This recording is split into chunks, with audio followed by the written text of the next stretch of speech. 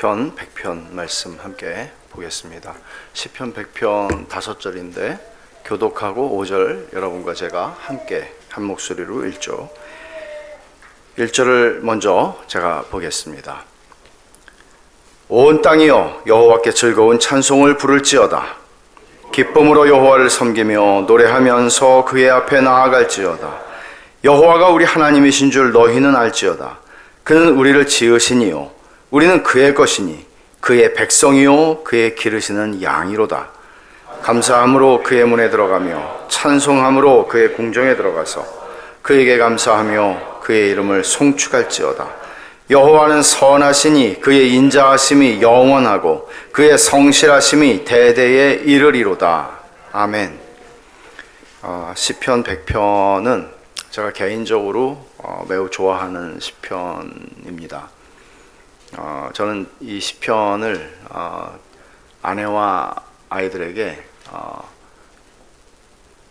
저의 장례식 때 본문으로 어느 목사님이 할지는 모르겠지만 제가 정해놨어요. 근데 이 시편이 사실은 죽음에 초점을 맞춘 시편은 아니에요. 여러분이 읽으셔서 지금 아시겠지만 이 시편은 성소에 들어가서 예배하는 하나님의 백성들을 향해서 명령하는 것입니다. 이렇게 생각할 수 있죠. 다윗이 레위인 성가대를 조직했잖아요. 레위인 성가대가 이제 성전에 딱 서요. 그때 이들을 향해서 너희는 이렇게 찬양하라, 하나님을 높이라, 그런 이야기죠. 사실 감사, 여기 이 제목이 있잖아요. 100편에 감사의 시. 근데 감사의 시라고 되어 있는 건 150편 중에 하나밖에 없어요. 사실은 감사라는 주제를 다룬 시편들이 굉장히 많이 있죠. 예를 들어서 5권, 우리가 지금 4권인데 5권이 시작하는 107편이 그 중에 하나예요. 107편 우리가 나중에 살펴보겠지만 한 번에 살피지는 못할 것 같아요, 내용이. 근데 107편은 정말 소위 우리말로 하면 산전수전을 겪는다, 이제 이런 이 내용이 있는데, 청교도들이 신대륙으로 건너가서 이제 추수감사절 한 해를 지내고 정말 살아남은 자들이 추수감사절에 이 107편을 많이 읽었다고 그래요. 이 100편과 함께. 근데 107편에 보면 그 청교도들이 얼마나 그 공감했을까 하는 내용들이 있어요. 그러니까 그들이 신대륙에 가기 전에 정말 집에서 그러니까 추방당한 거죠. 그러니까 이제 노숙, 방랑을 하기 시작했고, 투옥을 당한 사람들도 있었고, 또 박해에서 고난을 받다가 구출되기도 하고, 그러다가 이제 신대륙으로 오기로 결정한 다음에 이제 바다에서 정말 겪은 위험들이 있었고, 또 굶주림, 그리고 가족과 친구들의 죽음, 이런 것들을 참 많이 겪게 됩니다. 그러니까 이런 경험들을 시편 107편에 담아서 그들이 고백을 했다는 거죠. 근데 107편하고 100편이 많이 읽혀졌다고 그래요, 추수감사절에. 근데 제가 이거를 이 말씀을 원래 제가 한 달 전에 이거 하려고 그러다가 그때 한 달 전이 아니고 급체하는 바람에 못했거든요. 근데 오늘 이 말씀을 준비를 하는데 내일이 미국의 추수감사절인데, 그래서 제가 이따 들었어요. 그리고 지난 주일이 우리 교회는 잘 그렇게 그걸 지키지 않지만 한국 교회에서는 추수감사 주일이었어요. 그래서 이게 타이밍이 참 좋다, 이제 그런 생각이 좀 들었습니다. 리처드 필립스라고 하는 분은 시편 100편은 추수감사절의 맞춤 시편이다, 그렇게 얘기를 하기도 해요. 감사의 정수를 담고 있는 거죠. 우리가 하나님 앞에 감사한 마음을 가지고 있을 때 우리는 어떻게 하나님 앞에 나아갈 것인가 하는 것을 얘기를 합니다. 근데 이 시편들을 가지고 찬송가가 참 많이 나왔는데, 역사적으로 우리가 잘 아는 아이작 와츠도 이 가사를 가지고 찬송시를 썼어요. 근데 그게 되게 좋은 찬송이거든요. 없어요, 우리 찬송가에. 제가 대학교 때까지 부르던 새 찬송가 있어요. 옛날 새 찬송가. 거기에는 있었어요. 굉장히 아쉽죠. 참 장엄하다 그 보좌라고 하는 찬송인데요. 여튼 저는 오늘 이 설교 제목을 우리가 영광의 문에 들어갈 때 라고 붙였습니다. 이 말을 들으면 여러분 어떤 생각이 나세요? 사실 이거는 저는 이 본문이 아까 말씀드린 것처럼 죽음과는 상관이 없어요. 그렇지만 제가 영광의 문에 들어갈 때라고 했으면 제가 장례식 설교로 이걸 했으면 좋겠다고 했을 때는 영광의 문이 딱 이게 무슨 얘기를 하는 거구나. 영광의 문을 지나서 이제 그의 진짜 하늘의 궁정에 들어가는 거잖아요. 그런데 본문은 사실은 그거보다는 성전문으로 들어가는 걸 얘기하는 거예요. 그래서 이 성전문으로 들어가는 거지만 사실은 궁극적으로는 우리는 일생을 성전문을 들어가지만 결국엔 진짜를 들어가잖아요. 하늘의 성소로 들어가는 거잖아요. 그런 중의적인 의미로 해서 적용을 그렇게 하려고 생각을 합니다. 이 본문은 1, 2, 3절하고 4, 5절하고 둘로 나눠져 있는데 1, 2, 3절이나 4, 5절이나 똑같아요. 찬송하고 감사하고 예배하라. 그리고 그렇게 해야 하는 이유는 여기에 있다. 1, 2절은 하라. 그리고 3절은 그 이유와 근거. 그리고 4절은 감사함으로 들어가며 근데 그렇게 해야 하는 이유 5절에 나와요. 이렇게 두 개가 이제 같은 패턴으로 반복이 되는데 먼저 우리가 1절부터 3절을 보면 1절하고 2절은 지금 말씀드린 것처럼 찬양하라는 부름이 있고요. 3절은 찬양할 이유를 말하는데 1, 2절에 보면은 동사가 3개가 나와요. 명령형 동사가 3개가 나와요. 그게 뭔가 하면 부를지어다, 섬기며, 나아갈지어다 3개예요. 근데 4절에서도 또 명령들이 나오잖아요. 들어가며, 감사하며, 송축할지어다. 근데 이 명령들이 전부 다 복수 명령형이에요. 말하자면 너희들은 이렇게 하라는 거지 너 이렇게 해라가 아니에요. 이 말은 교회를 향해서 하나님의 백성 공동체를 향해서 공동체가 하나님 앞에 예배하는 것에 훨씬 포커스를 두고 있는 그런 말씀이라는 거죠. 그래서 성도 개개인에게 주시는 말씀이라기보다는 교회 전체를 향해서 주시는 말씀이라고 이해를 할 수가 있을 거예요. 물론 개인적으로도 적용할 수 있지만 첫 번째 동사를 한번 보죠. 부를지어다 입니다. 1절이죠. 부를지어다. 온 땅이여 여호와께 즐거운 찬송을 부를지어다. 근데 이게 진짜 제가 시편을 보다 보니까 우리말로 충분히 그 의미가 살질 않는 거예요. 이 부를지어다도 여기 앞에서 즐거운 찬송을 부를지어다 그랬어요. 그러니까 부르는데 찬송을 부르는데 그냥 이렇게 좀 밋밋하게 부르는 게 아니고 즐거운 찬송을 부르는데 이건 굉장히 강한 경이로움과 경탄과 감탄과 감격과 이런 걸 가지고 막 소리치듯이 하나님 앞에 나아가는 그런 분위기를 시편 1편부터 5절이 시편 100편이 그런 분위기를 보여주고 있어요. 그러니까 사람들이 그 하나님의 궁정에 4절에서 그렇게 말하고 있잖아요. 감사함으로 그의 문에 들어가며 찬송함으로 그의 궁정에 들어가서 그러니까 그 하나님의 궁정에 들어가는 사람들이 어떤 마음으로 들어갈까? 우리는 오늘도 하나님의 궁정에 들어오는 것과 같은 거예요. 근데 어떤 마음으로 들어갈까? 그럴 때 우리는 시편에서 얘기한 것처럼 그런 마음으로 들어가라는 거죠.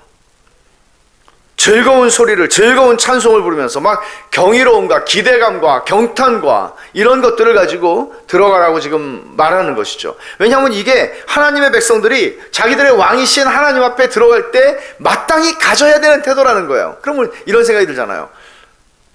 함부로, 겁도 없이, 두려움이 없이 그런 생각을 할 수 있잖아요.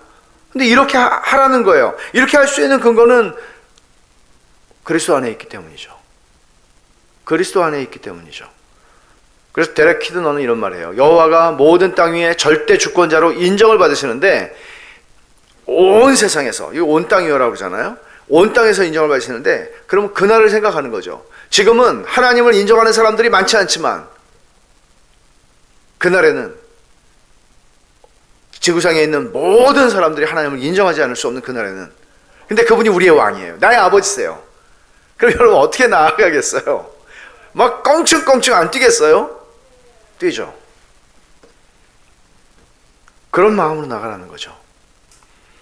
그래서 데렉 키드너의 말을 이용하면 찬양하는 큰 소리와 충성을 외치는 소리와 대대적으로 경축하는 방파의 소리 가운데 인정을 받으셔야 한다.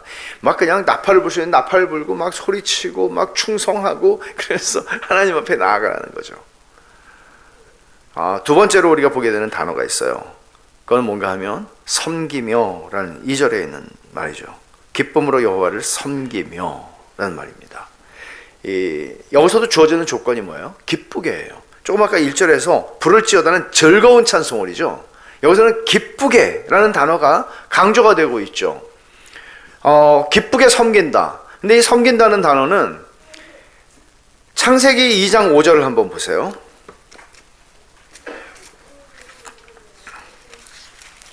창세기 2장 5절에 보면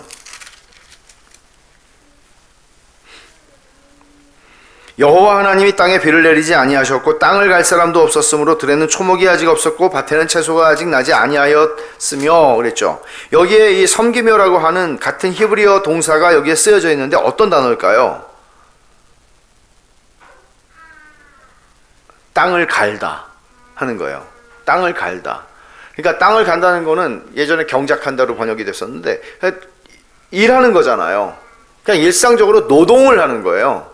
근데 범죄하기 전에는 노동을 하는 것과 하나님을 예배하는 것이 구분이 되지 않죠. 그냥 삶 자체가 하나님을 즐거워하는 거예요. 하나님의 창조의 목적대로. 내 삶의 목적인 모든 게 다 통일이 돼서 하나님을 향하고 있어요. 살든지 죽든지 또는 무엇을 하든지 하나님의 영광을 위해서 하는 거예요. 그게 예배였어요. 그래서 이 단어는 경작할 사람이 없다, 땅을 갈 사람이 없다 하는 단어는 나중에 레위기에서 많이 나와요. 레위기는 무슨 책이에요? 예배의 책이잖아요. 하나님을 섬긴다는 거예요. 예배한다는 거예요. 그러니까 사실은 로마서 12장에서도 바울은 너희 몸을 거룩한 산 제사로 드려라, 산 제물로 드려라 그렇게 얘기하잖아요.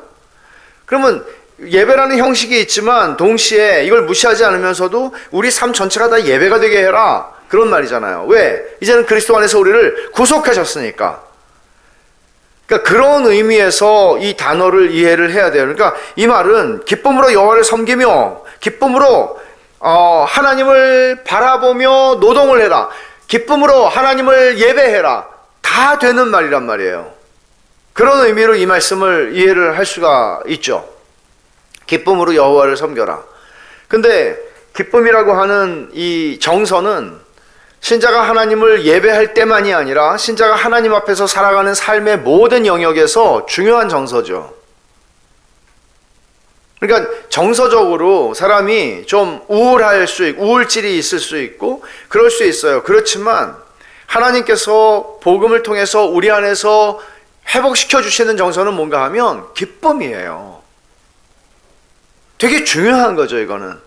그러니까 웨스트민스터 신학자들은 그 소요리 문답, 신앙고백, 대요리 문답, 예배 모범 이걸 만들 때 첫 번째 대요리 문답, 소요리 문답 첫 번째가 뭐예요? 인간이 제일 가는 목적이 뭐냐? 하나님을 즐거워함으로써 하나님을 영화롭게 하는 거다.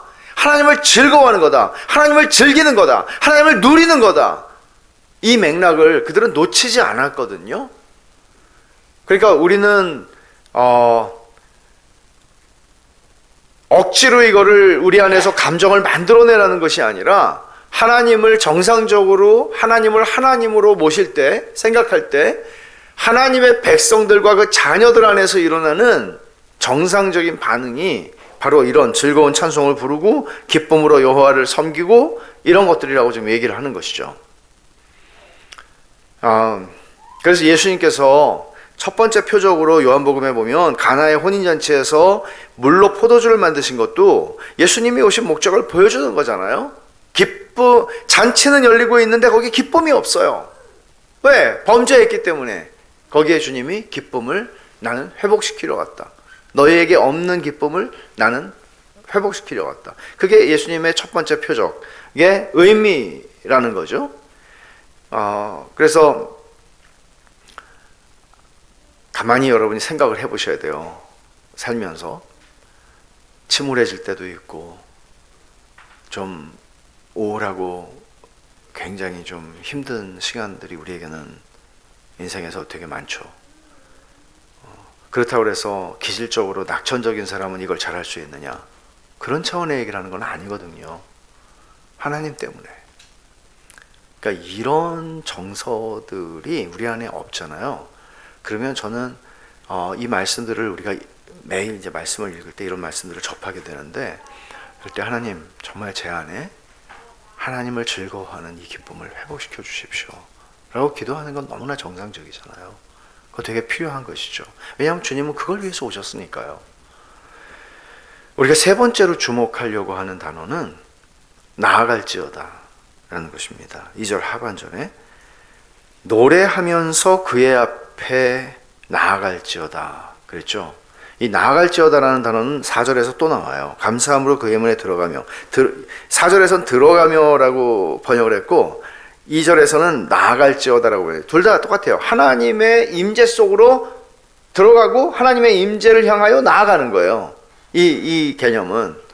근데 여기서도 얘기하는 거는 그냥 이게 더 큰 의미인데, 여기 노래하면서라고 그랬잖아요. 앞에서는 즐거운 찬송을, 그리고 그 다음에는 기쁨으로 그랬는데 여기 노래하면서 좀 밋밋한 느낌이 들잖아요. 근데 이거를 제대로 번역을 하면, 제가 히브리서 사전 찾아서 번역을 하면 이렇게 되는 거예요. 기뻐 뛰며 환희로 소리치며. 깡충깡충 막 뛰면서 그냥 들어가는 게 아니고 그렇게 하나님의 임재 속으로 들어가라는 얘기를 하는 거예요. 그럼 여러분, 이게 그냥 가볍게 하나님을 여긴다 그런 의미가 아니라 우리가 하나님 앞에 나아갈 때 그렇게 할 만한 이유가 있다는 거죠. 그 3절에서 얘기하는 거거든요. 그리고 그 5절에서 또 나오는 거예요. 여러분, 이 말씀을 가만히 이렇게 보면 껑충껑충 뛰면서 하나님 앞에 들어간다? 그러면 이사야 51장에 이사야가 이런 말씀을 해요. 여호와께 구속받은 자들이 돌아와 노래하며 시온으로 돌아오니 영원한 기쁨이 그들의 머리 위에 있고 즐거움과 기쁨을 얻으리니 슬픔과 탄식이 달아나리이다. 그러니까 이게 구속받은 하나님의 백성들이 누리게 될 정서를 표현하는 거잖아요.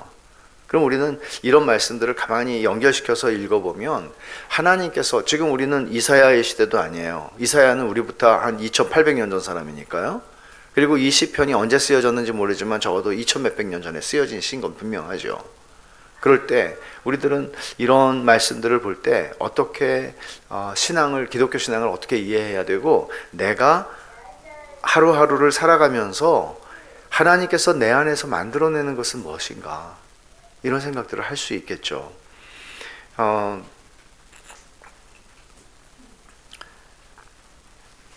만일 그리스도를 통해서가 아니라면 우리는 이렇게 말해야 될 거예요. 여러분, 요한계시록 그 6장에 있는 말씀을 기억하시겠죠.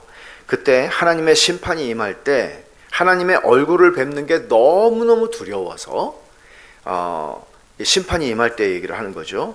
임금, 왕족, 장군, 부자, 강한 자, 뭐 이런 사람들이 뭐라고 말을 하나 하면, 산들과 바위에게 말하되 우리 위에 떨어져 보좌에 앉으신 이의 얼굴에서와 그 어린 양의 진노에서 우리를 가려달라.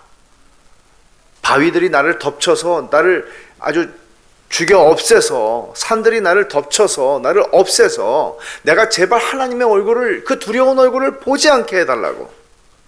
근데 지금 여기서 너무나 반대 얘기를 하는 거잖아요. 그게 어떻게 해서 우리들에게 그런 일이 가능한 거죠? 그리스도로 말미암아, 그리스도께서 하나님의 진노를 다 받으셨기 때문에 우리에게는 그게 다 해결이 된 거잖아요. 하나님의 자녀라고 말하는 거잖아요. 그리고 우리의 아버지가 온 세상을 심판하시고 통치하시는 왕이라고 얘기를 하는 거죠. 그러니까 그렇게 우리는 나아갈 수 있다고 얘기를 하는 겁니다.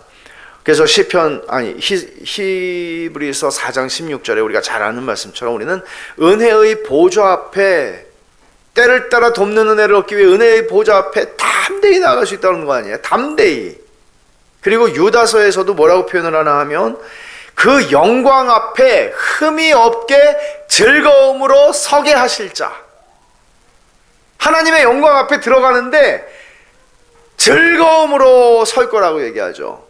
성경 전체를 가만히 살펴보면 이런 것들을 얼마나 많이 강조하는지 몰라요. 그래서 스펄전은 이렇게 얘기합니다. 우리의 행복한 하나님은 행복한 백성이 경배해야 하며, 우리의 쾌활한 정신은 그분의 본성과 행위, 그리고 그분의 자비에 대해 우리가 소중히 간직해야 할 감사와 일치한다. 그러니까 우리의 유쾌함, 쾌활함, 행복함은 하나님의 정서와 일치한다는 거죠.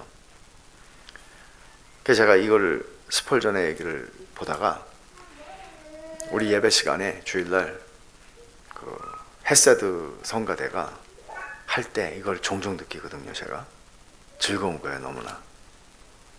찬송은 저렇게 불러야지. 연습을 안 해서 우리는 이러나 이런 생각도 좀 들고 찬송은 저렇게 부르는 거지. 신이 나요. 같이 막 나와서 부르고 싶은 심정이죠. 3절은 그 이유를 얘기하는 거예요. 여호와가 우리 하나님이신 줄 너희는 알지어다. 그는 우리를 지으시니요 우리는 그의 것이니 그의 백성이요 그의 기르시는 양이로다. 너무나 멋진 표현이죠. 여호와가 우리 하나님이신 줄 알라고 얘기를 해요. 여러분, 왜 우리의 찬양과 우리의 찬송가 부르는 거나 우리가 예배하는 거나 우리가 예배당에 들어오는 거나 왜 우리는 무감각할까? 우리를 향해서 이렇게 말하는 거예요. 여호와가 우리 하나님이신 줄 알라. 말하자면 이거예요. 하나님을 아는 지식이 없으면 어떻게 찬송할 수 있겠어요? 바울이 아테네에 갔을 때 너희들은 우리가 알지 못하는 신에게라고 쓰여진 데다가 그리고 신에게를 갖다 바쳐요. 근데 이렇게 알지 못하는 신을 어떻게 찬송할 수 있고 알지 못하는 신을 어떻게 높일 수 있죠? 누구지도 알지도 못하는데. 우리가 부르는 찬송은 어떤 분이 이렇게 얘기해요. 교리를 노래하는 것이다. 교리라는 건 다른 게 아니고 하나님의 말씀의 도리예요. 하나님이 우리를 위해서 행하신 일, 하나님이 어떤 하나님이신가를 노래하는 거예요. 그럼 그분을 내가 알아요. 그리고 예를 들어서 아이작 와츠든지 존 뉴턴이든지 어떤 사람들이 이 가사를 정말 깊게 묵상하는 가운데 이 가사를 써낸 것들을 보면서 그 사람만큼일지는 모르겠지만 그 사람이 시를 써내려갔을 때 그 깊고도 진한 하나님의 은혜를 경험하며 그걸 써내려가는 그런 심정, 그 이상으로 우리도 그걸 느끼면서 그 하나님을 찬송할 수 있는 거죠. 그렇잖아요? 하나님을 알아야죠. 그러니까 여러분 보세요. 다 그런 건 아니지만 옛날 노래가 좋고 요즘 노래가 나쁘다 이런 건 아니에요. 근데 CCM 같은 것들을 보면 뭐 그냥 쓸데없이 정말 제가 생각할 때 그냥 반복만 하는 노래들이 있단 말이에요. 똑같은 거를. 내용이 있어야죠. 내용이. 그런 찬송들. 여호와가 우리 하나님이신 줄 알라. 이 알라는 이 표현은요, 이런 의미거든요. 배워라, 알아라, 확신을 가질 만큼 알아라, 인정해라. 그러니까 우리의 신앙은 하나님을 향한 우리의 신앙은 신뢰는 하나님을 아는 지식이 없이 우리의 신뢰는 형성될 수가 없고 하나님을 신뢰하는 것, 지식 위에서 하나님을 신뢰하는 것이 없이는 하나님을 찬송할 수가 없는 거죠. 진정한 의미에서 따라 부를 수는 있지만. 그러니까 우리가 다 똑같이 부르지만 마음으로 하나님을 느끼고 인식하고 부르는 건 다 다르겠죠. 다를 수 있겠죠. 하나님을 아는 지식이 그렇게 절대적이고 중요한 거란 말이죠. 그래서 시인은 여호와가 우리 하나님이신 줄 너희는 알지어다 라고 말하는 거예요. 그러니까 다른 신은 없어. 하나님밖에 없어. 모든 것이 주께로부터 나오고 주로 말미암고 주께로 돌아가는 거야. 그런 얘기를 하는 거예요. 그 하나님을 아니? 모든 것이 너에게 속해 있는 모든 것이 주께로부터 왔어. 그리고 주님으로 말미암는 거야. 그리고 결국엔 다 주님께로 돌아가는, 주님을 영원롭게 하는 거야. 그것이 나에게만 속하는 게 아니잖아요. 온 세계가 그러하거든요. 그런 하나님을 아는 만큼 우리 하나님을 찬송할 수 있겠죠. 근데 조금 더 말합니다. 시인은 3절 하반절에 그는 우리를 지으시니요 우리는 그의 것이니 그의 백성이요 그의 기르시는 양이다. 여기서 칼빈이 기독교 강요를 쓸 때 그는 먼저 창조주 하나님을 아는 지식을 얘기했고 그 다음에 구속주 하나님을 아는 지식을 얘기했죠. 창조주 하나님을 아는 지식과 구속주 하나님을 아는 지식이 여기에 둘 다 나와 있어요. 뭔가 하면 창조주 하나님을 아는 지식은 그는 우리를 지으시니요 우리는 그의 것이다. 하나님이 모든 천지 만물을 지으셨고 우리를 당신의 삼위 하나님의 기쁨을 우리에게 경험하게 하시기 위해서 주시기 위해서 우리를 창조하셨다. 하나님이 창조하셨으니 우리는 하나님의 것이다. 이 고백을 하는 거죠. 창조주 하나님을 아는 지식이에요. 뿐만 아니라 구속주 하나님을 아는 지식은 어떻게 나와요? 그의 백성이요 그의 기르시는 양이다. 목자와 양의 관계로 자신들을 양으로 인식하고 주님을 목자로 인식하죠. 근데 예수님께서 오셔서 뭐라고 그러셨어요? 나는 선한 목자라. 선한 목자는 양을 위하여 목숨을 버리거니와. 요한복음 10장에서 하신 말씀이죠. 이런 주님의 말씀을 생각해 보면, 물론 구약시대에는 왕이 주로 이제 목자가 왕을 상징하는 말로 많이 쓰였어요. 선지서들에서 목자들을 책망하죠. 목자들이 자기 배만 채우고 양들을 벗겨 먹는다. 이제 그런 책망들이 많이 나오는데, 근데 주님은 그런 구약의 못된 그런 목자들과 다른 선한 목자로 이 땅에 당신이 오셨다고. 왜? 우리를 구속하시기 위해서요. 그러니까 목자가 주님이 주신 비유들 가운데 잃어버린 양의 비유를 생각해 보십시오. 잃어버려졌어요. 떠났어요. 놔두면 죽을 거예요. 근데 주님께서 99마리의 양을 놔두고 찾아가는 목자와 같이 그 양을 찾으시는 거예요. 구원하시고 그들의 필요를 채워주시고 그들을 돌보시고 그들을 보호하십니다. 이게 주님께서 하시는 것이죠. 주님과 우리의 관계를 구속주 하나님과의 관계로 지금 인식을 하고 그 하나님을 아는 지식을 가지라고 지금 시인은 얘기하는 거죠. 그렇게 되면 너희가 1절과 2절에서 내가 얘기하는 것처럼 즐거움으로 하나님을 찬송하게 될 것이고 기쁨으로 나아갈 것이다. 껑충껑충 뛰면서 너희가 하나님을 부를 것이다 라고 얘기를 하는 겁니다. 두 번째 연으로 가보면 4절에서는 감사함으로 그 문에 들어가고 그 이름을 송축하라 그렇게 얘기하고 5절에서는 그렇게 해야 하는 이유를 또 설명하죠. 4절을 보세요. 감사함으로 그 문에 들어가며 그의 문에 들어가며 찬송함으로 그의 궁정에 들어가서 그에게 감사하며 그 이름을 송축할지어다. 여기도 세 개의 동사, 명령형 동사가 나와요. 들어가며 감사하며 송축할지어다 입니다. 아까 제가 말씀드린 것처럼 여기 들어가며라고 하는 이 동사는 조금 아까 2절에서 나아갈지어다 라고 한 동사하고 같은 히브리어 단어예요. 그러니까 둘 다 아까 제가 말씀드린 것처럼 하나님의 임재 속으로 들어가고 하나님의 임재를 향해서 나아가는 것을 의미하는 것입니다.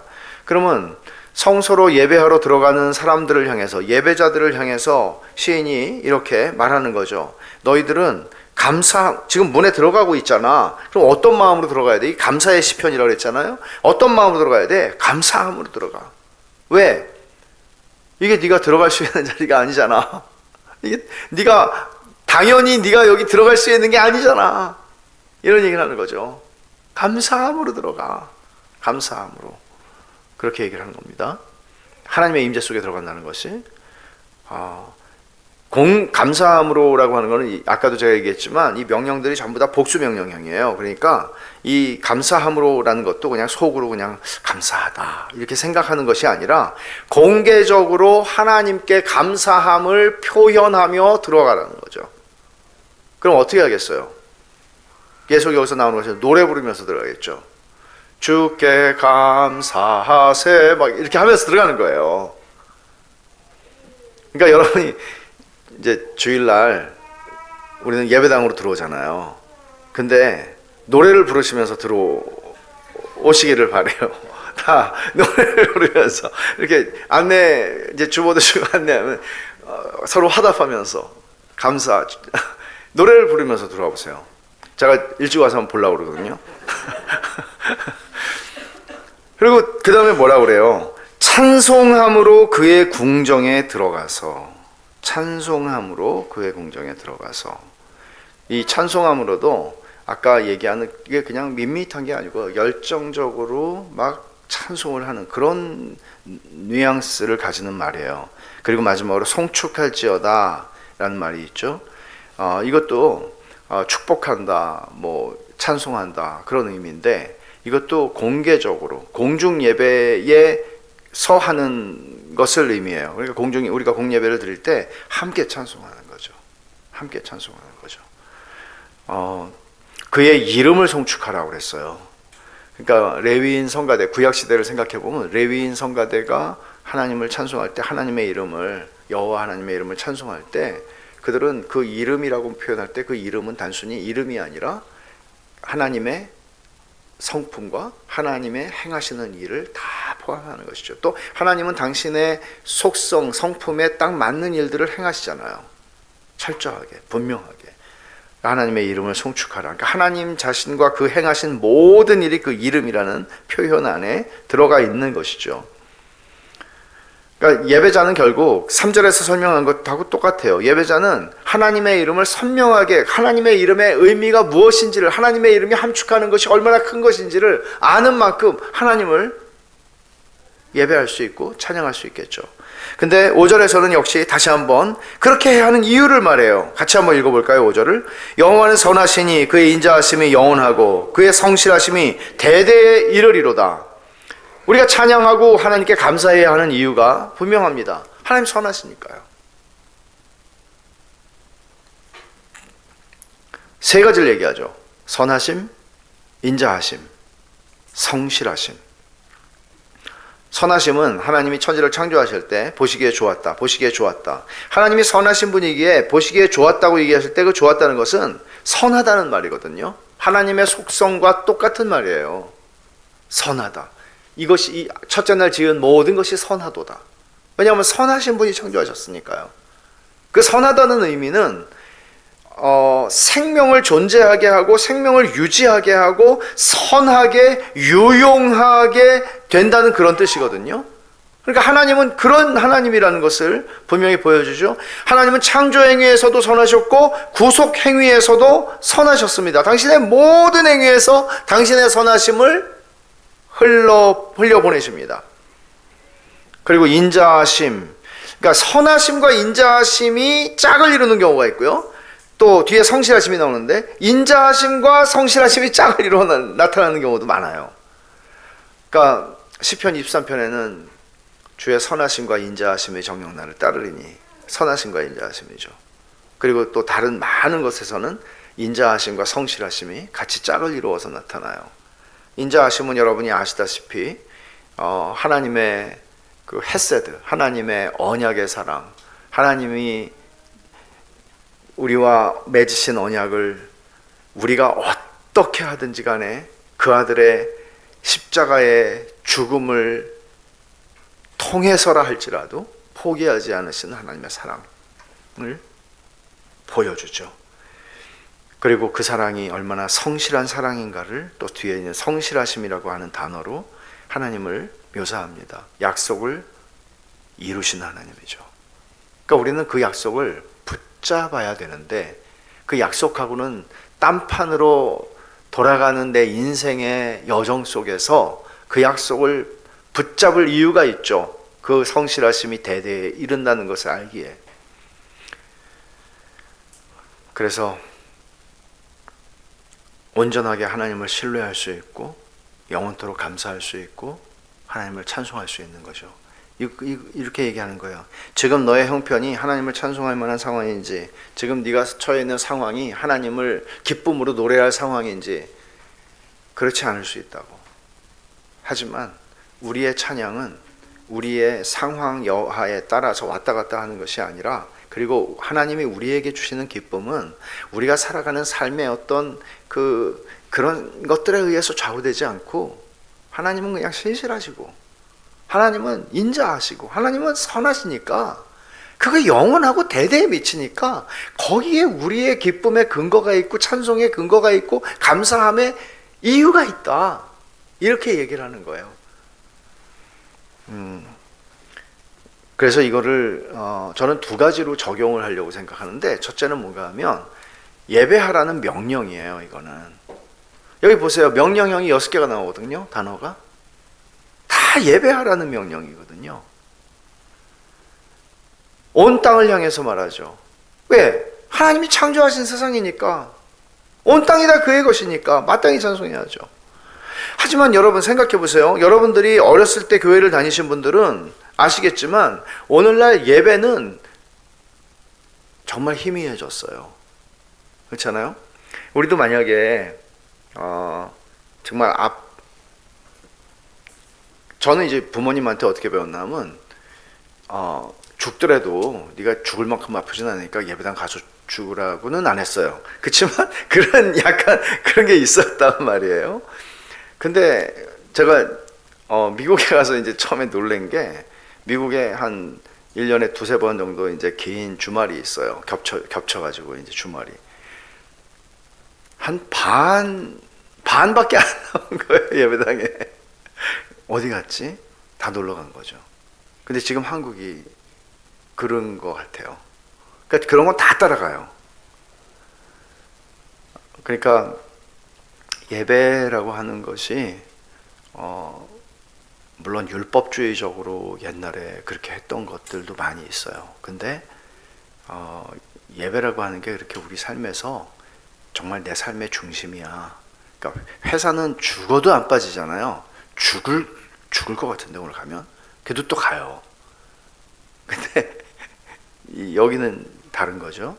근데 여러분 한번 생각해 보십시오. 불의 전차라고 하는 영화로 잘 알려져 있는 에릭 리델의 얘기를 들어보셨을 텐데 1924년에 파리 올림픽에 영국의 육상 대표 선수로 참가하게 되죠. 근데 자기 주종목이 100m거든요. 근데 100m가 주일날 열리는 거예요. 그러니까 또 이런 사람도 있어요, 진짜. 그래서 100m를 안 뛰어요. 예배하고는 바꿀 수 없다. 근데 이 사람이 율법주의자는 아니에요. 근데 그렇게 하고 자기 종목도 아닌 200m에 출전해서 동메달 따고, 그 다음에 자기 종목 아닌 400m에서 금메달, 세계 신기록으로 금메달을 따요. 근데 그걸 땄든 안 땄든 간에 뭐 예배를 잘 들으니까 400m 자기 종목도 아닌데 금메달 땄다가 아니고 이 사람에게는 예배가 소중했던 거죠. 근데 에릭 리델 전기도 우리말로 번역이 되어 있거든요. 한 500여 페이지 되는데 이분이 나중에 중국 선교사로 가잖아요. 선교사의 아들이기도 했고 중국 선교사로 가서 산둥반도, 여러분 산둥 수용소 옛날에 읽으신 분들 계시겠지만 결국 산둥 수용소에서 생을 마감하게 됩니다. 근데 분명한 건 이거는 너무 분명한 것 같아요. 하나님을 향한 우리의 태도는 예배를 향한 우리의 태도와 분리되지는 않아요. 그렇죠? 동의하시죠? 주일 예배를 우리가 가볍게 여긴다면 우리는 하나님의 은혜 안에서 자라가는 일은 안 일어날 겁니다. 안 일어납니다. 성도는 예배를 삶의 중심에 두는 사람이고 오늘 이 시편 100편은 철저하게 예배하라고, 하나님을 예배하라고, 예배하는 게 네 삶의 중심이 되게 하라고. 근데 예배를 형식적으로 드리는 게 아니고 정말 하나님을 예배하라고, 그런 얘기를 하는 거거든요. 그러니까 예배를 삶의 중심에 두지 않고서 어떻게 우리가 은혜 안에서 자라갈 수 있겠어요? 하나님을 예배하지 않는데? 그러니까 우리에게 이 시편을 통해서 하나님이 다시 한번 명령하시는 건 뭔가 하면 너희들은 즐거이 외치고 공공연하게 감사하고 그 이름을 송축해라, 예배해라, 그렇게 얘기를 하는 것입니다. 이 모든 예배 행위가 즐거움, 기쁨, 감사, 찬송으로 가득 차게 하라. 교회를 향한 하나님의 명령입니다. 교회의 존재 이유가 하나님을 예배하는 거거든요. 하나님을 예배하는 거거든요. 하나님을 예배하지 않는 세상에서 하나님을 예배하는 공동체가 교회인 거예요. 그러니까 이 공공연하게 막 사람들이 볼 수 있도록 막 그런 이 분위기가 있단 말이에요, 본문에. 그러면 우리는 뭐 야구 경기장이나 축구 경기장에서 사람들이 막 열광하고, 저는 정말 이해할 수 없는 게 제가 그 영국 축구 하이라이트를 보거든요. 근데 진짜 웃긴 게 어떤 감독은, 옛날에 퍼거슨 감독은 맨날 이렇게 양복 입고 타이하고 아주 이렇게 탁 뭐 신성한 의식처럼 그렇게 하고 나오거든요. 그리고 더 웃긴 거는 관중석에 양복 탁 입고 이렇게 정장하고 앉아 있는 사람들이 꽤 있거든요. 저는 저 사람들에게는, 저 일주일에 한 번씩 하잖아요, 축구를. 저 사람들에게는 저게 예배이고 저 사람들에게는 저것이 성지구나, 거룩한 땅이구나. 정말 한 주 빠지면 어떻게 되는 거죠? 꼬박 다 봐야 되는 거죠. 제임스 K.A. 스미스가 쇼핑몰을 현대인들의 예배 장소라고 표현했던 거 제가 옛날에 여러분 인용 예화 든 거 기억나세요? 그들은 다 헌금을 싸가지고 쇼핑몰로 가요. 그래가지고 이렇게 강단에 그 있는 그 어떤 하나님의 축복을 받기 위해서 이제 하는 거예요. 멋지게 차려입고. 그러니까 우리가 하나님을 섬기는 것이 그런 쇼핑몰에 예배하러 가는 사람들, 또는 축구 경기장에 구경 가는 사람들의 그 설레임, 오늘은 얼마나 또 우리가 기뻐하고 흥분하고 날뛸까, 오늘은 내가 얼마나 좋은 하나님의 선물을 이 쇼핑몰에서 거두어 갈 수 있을까, 이런 이제 생각을 하면서 기대하면서 가는 것하고 우리들을 비교해 보면 너무 밋밋하지 않나. 그래서 우리가 예배당 문을 지나서 들어오잖아요. 근데 이 말씀을 생각을 자꾸 해야 되겠다는 생각이 드는 거예요. 감사함으로 그의 문에 들어가며 찬송함으로 그의 궁정에 들어가서, 이것이 더 거룩한 것은 아니에요. 여러분의 침실이나 여러분의 집의 응접실이나 거기보다 여기가 더 거룩한 것도 아니에요. 그렇지만 우리가 예배하러 오는 거기 때문에, 그래서 우리는 그의 문에 들어가며 감사함으로 그의 문에 들어가며, 이렇게 우리는 생각하면서 들어올 수 있겠다. 그래서 마지막 날에도 우리는 영광의 문을 지나갈 거 아니에요? 리허설이다. 그래서 연습을 잘하자. 매주일 연습을 잘하자.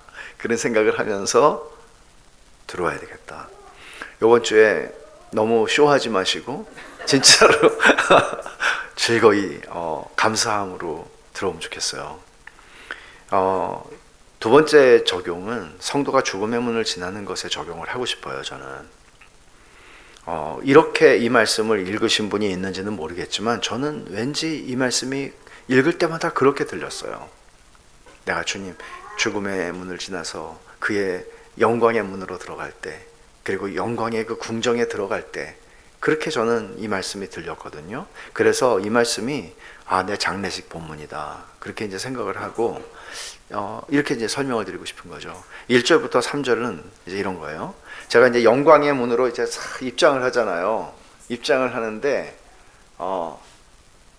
사랑하는 사람들이 아직 남아 있는 사람들 있잖아요. 딱 이렇게 보는 거예요.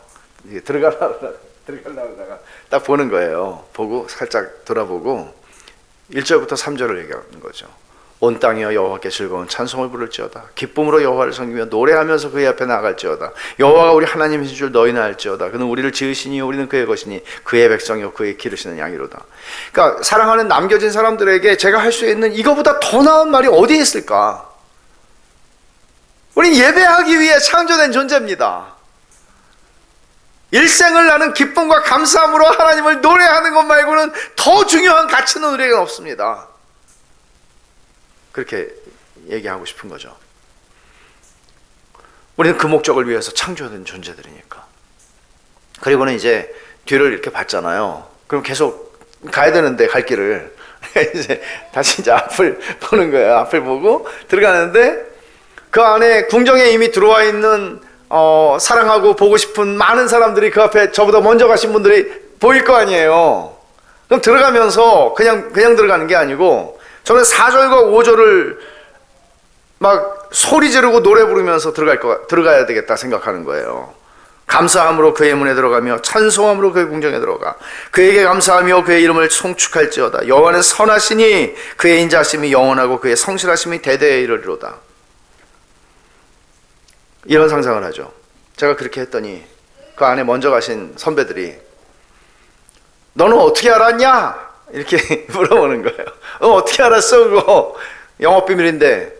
그럼 이제 저는 뭐라고 얘기가 나오면, 성경에 쓰여진 거를 내가 살아보니까 알았다, 내 평생.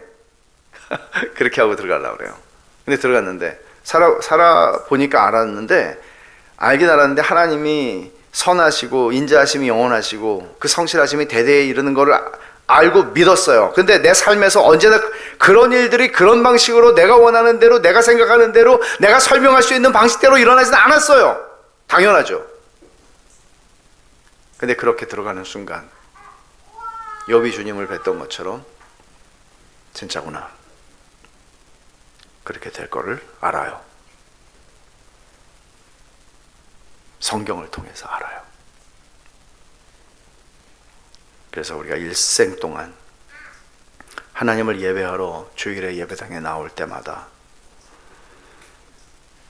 하던 일, 감사함으로 그의 문에 들어가며 찬송함으로 그의 궁정에 들어가서 그에게 감사하며 그의 이름을 송축할지어다. 이거를 그날 우리는 그날 가장 멋있게 하게 될 거예요.